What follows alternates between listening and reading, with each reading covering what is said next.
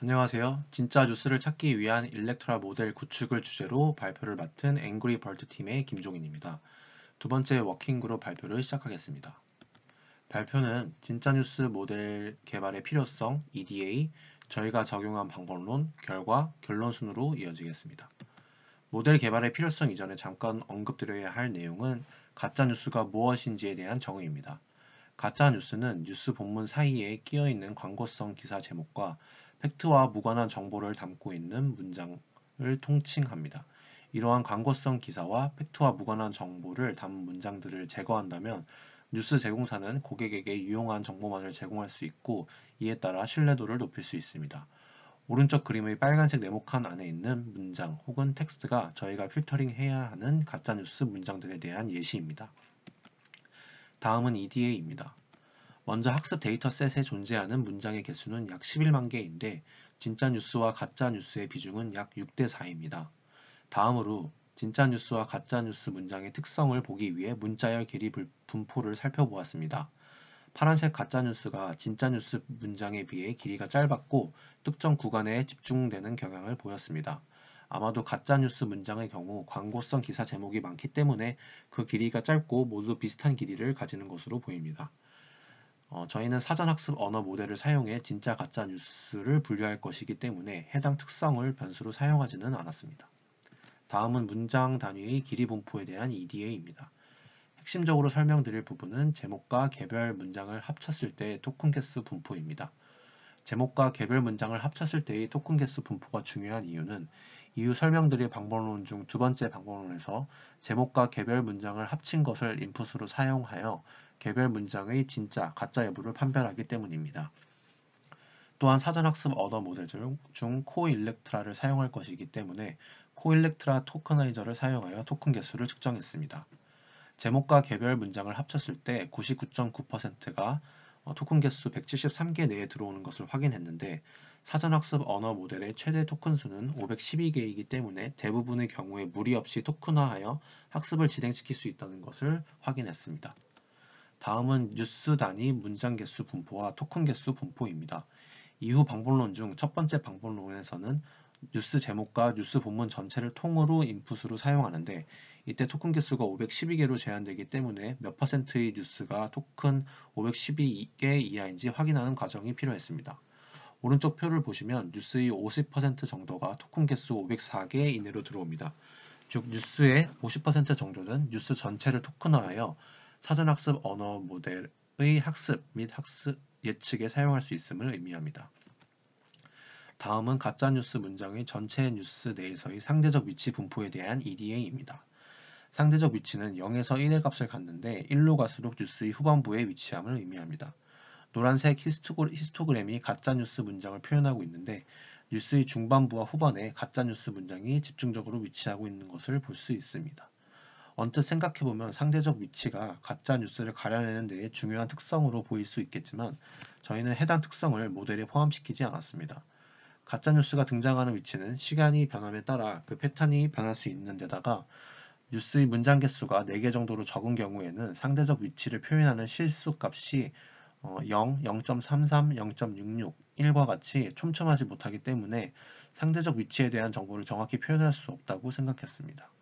따라서 저희는 문장의 상대적 위치 혹은 문장의 문자열 길이 등과 같은 특정 피처에 의존하지 않고 텍스트의 순수한 의미적 특성만을 고려하여 진짜 가짜뉴스 여부를 가리는 방법론을 사용했습니다. 다음은 저희의 방법론입니다. 구체적인 방법론 설명에 앞서 사전학습 언어 모델에 대해 간략하게만 소개하겠습니다. 사전학습 언어 모델은 대용량 텍스트 데이터로 사전학습을 진행하고 이후 특정 태스크를 진행해야 할 때 해당 태스크 데이터를 활용하여 전이학습을 하는 방식으로 활용됩니다.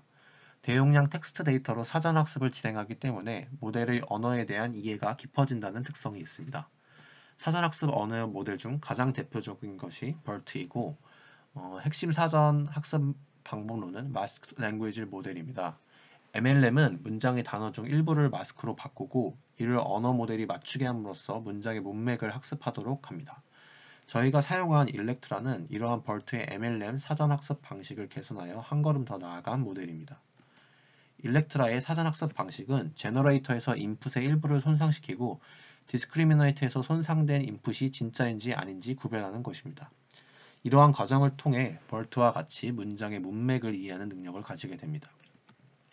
또한 일렉트라는 벌트와 달리 마스크된 부분만 학습에 사용되는 것이 아니고 인풋의 모든 토큰이 학습에 사용되기 때문에 벌트보다 학습 효율이 훨씬 좋은 사전학습 방법을 사용하고 있습니다.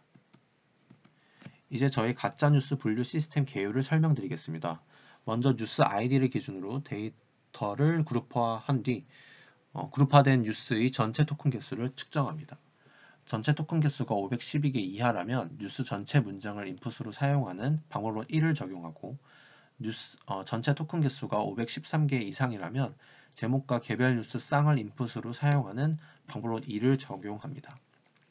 먼저 첫 번째 방법론입니다. 첫 번째 방법론에서는 뉴스 제목과 뉴스 전체 문장을 인풋으로 받아 뉴스 전체의 맥락을 기반으로 가짜뉴스 분류 문제를 풀게 됩니다. 따라서 사용되는 인풋의 형태는 위와 같습니다. 각 뉴스 문장 앞에 EOP 토큰이 삽입되었는데 이 EOP 토큰들은 디스크리미네이터의 모든 레이어를 거치고 나면 각 뉴스 문장에 대한 정보를 표상하게 됩니다. 방법론 1의 구조를 도식으로 표현하면 다음과 같습니다. EOP 토큰들의 히든 레이어 임베딩 값만을 RNN 레이어의 인풋으로 사용하여 진짜 가짜 뉴스 여부를 맞추게 합니다. 양방향 RNN 레이어를 사용하므로 뉴스 전체 문장의 정보를 고려하여 해당 문장이 진짜인지 가짜인지 판별하게 됩니다. 다음은 방법론 2에 대한 설명입니다. 뉴스 기준 전체 토큰 개수가 513개를 넘는 경우에는 제목과 개별 뉴스 쌍의 연관성을 보고 가짜 뉴스 분류 문제를 풀게 했습니다. 따라서 인풋의 형태는 위와 같습니다. 위의 CLS 토큰은 디스크리미네이터 전체 층을 다 거치고 나면 뉴스 제목과 개별 뉴스 쌍의 결합된 의미를 가지게 되는데 파인 튜닝 과정에서 두 문장이 서로 연관된 문장인지를 학습하게 됩니다. CLS 토큰의 마지막 레이어 임베딩 값을 활용하여 개별 뉴스 문장이 뉴스 제목과 연관이 있는지, 즉 진짜인지 가짜 뉴스인지 판별하게 됩니다. 방법론 1에서 뉴스가 통으로 들어가기 때문에 이때는 인풋의 개수가 적은 반면 방법론 2에서는 뉴스 문장의 개수만큼 인풋이 생기기 때문에 학습 및 추론 시간을 단축시킬 필요가 있습니다. 이에 첫 번째 워킹그룹 발표에서도 소개했던 스마트 배치 방식을 활용하여 시간을 단축했습니다. 스마트 배치 방식은 인풋을 배치화하는 과정에서 생기는 불필요한 패딩을 줄이기 위한 방법입니다.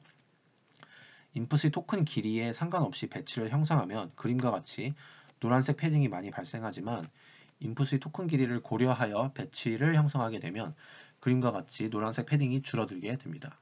결과적으로 학습 및 추론에서 사용되는 총 토큰의 개수가 줄어드는 것이죠. 이러한 스마트 배치 방식을 사용해 학습 시간을 50%, 추론 시간을 35% 단축시켰습니다. 다음은 방법론 1과 2 각각에 대한 실험 결과입니다. 방법론 1의 경우에는 밸리데이션 셋에서 정확도 99.87%를 보여주었고 방법론 2의 경우 정확도 99.77%를 보여주었습니다. 방법론 1이 2에 비해 소폭 성능이 높은 것은 확인할 수 있는데 이는 뉴스의 전체 맥락을 고려한 효과 때문이라고 볼 수 있습니다. 다음은 저희 프로젝트의 결론입니다. 저희는 진짜 가짜 뉴스를 분류하는데 핵심적인 요소가 두 가지라고 생각하고 분류 시스템을 구축했습니다. 첫 번째 핵심 요소는 뉴스의 전후 맥락이고 이는 방법론 1과 관련된 요소입니다. 두 번째 핵심 요소는 뉴스와 제목과의 연관성이고 이는 방법론 2와 관련된 요소입니다. 확실히 뉴스 전후 맥락을 모두 모델에 제공하고 가짜 뉴스를 찾도록 했을 때 성능이 더 정확했습니다.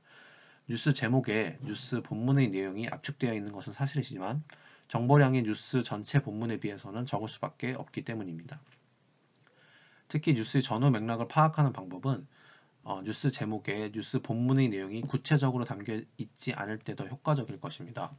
예를 들어 본문이 주가 하락에 대한 내용을 담고 있는데 뉴스 제목은 주가 변동폭이 크다라는 내용만 담고 있다면 뉴스 제목의 정보가 너무 한정적이기 때문에 뉴스 제목과 개별 뉴스 문장 간의 연관성만을 보는 것보다는 뉴스 본문 전체를 기반으로 가짜 뉴스를 분류하는 것이 더 정확할 것입니다. 다만 벌트 그리고 코일렉트라와 같이 트랜스포머 기반 언어 모델의 특성상 토큰 개수가 512개로 제한된다는 한계점이 있습니다. 이럴 때는 차선책으로 뉴스와 제목과의 연관성을 보는 방법을 사용해야 합니다. 비록 앞전의 뉴스 전체 맥락을 고려하는 모델보다 정확도는 소폭 떨어지지만 99.77%로 여전히 높습니다. 뉴스의 전후 맥락을 사용하는 방법론 1과 뉴스와 제목과의 연관성을 고려하는 방법론 2는 서로 상호보완적인 모델이라고 할 수 있습니다. 끝으로 저희 방법론의 장점은 문장의 뉴스 내 상대적 위치와 같은 특정 피처에 의존하지 않기 때문에 광고성 링크 기사가 삽입되는 위치 패턴이 변하더라도 강건한 모델 성능을 유지할 수 있다는 점입니다. 또한 전후 맥락을 사용한다는 점에서 단순히 광고성 뉴스 외에도 문맥적으로 다른 문장들과 상이한 의미를 담고 있는 문장, 즉 팩트가 아닌 뉴스를 걸러낼 수 있다는 발전 방향성도 제시하고 있습니다. 향후 개선 방향으로는 뉴스 전후 맥락을 고려하는 방법론 1이 토큰 개수 제한을 받는다는 점에서 토큰 개수의 제한을 받지 않는 방법론을 모색하는 것입니다. 인풋 토큰 개수를 늘린 프리트레인드 랭귀지 모델을 개발하는 것을 생각해 볼 수 있겠습니다. 감사합니다. 이상으로 워킹그룹 발표를 마치겠습니다.